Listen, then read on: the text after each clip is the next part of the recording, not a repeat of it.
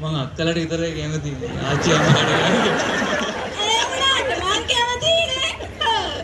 ඒ මේ තනියෙන් අප්පුඩි ගන්න බෑනේ ආච්චි අම්මා.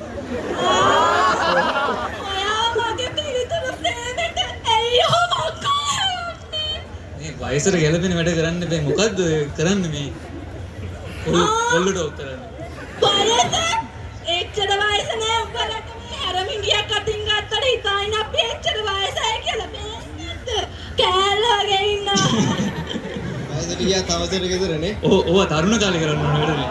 මොකද මේ වෙලා තියෙන්නේ ඔයාලට? තේරුම් ගන්නකො පොඩ්ඩක්. ඇයි මේ? තේරුම් ගන්නම බෑවට.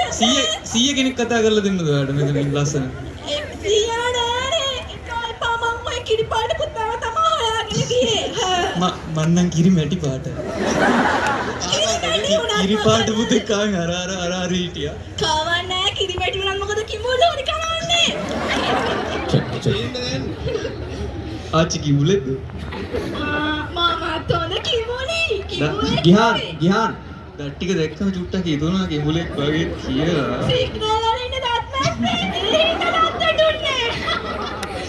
හරිම ලස්සනයි. අද 100 කෙනෙක් හොයාගෙන දානවා. ස්ටේජ් එකේ පොඩ අපිට ඉඩ දෙන්න. ලස්සනයි කිව්වා මේ කොහොමද? උඩ යන්න එපා. ලස්සනයි කිව්වේ. උඩ යන්න එපා. හිතරිත් දන්න බෑනේ. වයසක මිනිස්සුනේ අගේ කරන්න ඕන ඉන්න ලස්සනයි කිව්වා. ඉතින් හිතරි දන්න එපා ඉතින්. මේ හිත ඔයාලකට වඩා පරිස්සමෙන් තියා. අනේ මට එපා. මම යනවා. මගේ පස්සෙන් එන්න එපා ආච්චි. අනේ එපා කියලා කිව්වනේ. මේ අලුතෙන් කෙනෙක් කරලා අඳුරනවද කියලා බලන්න.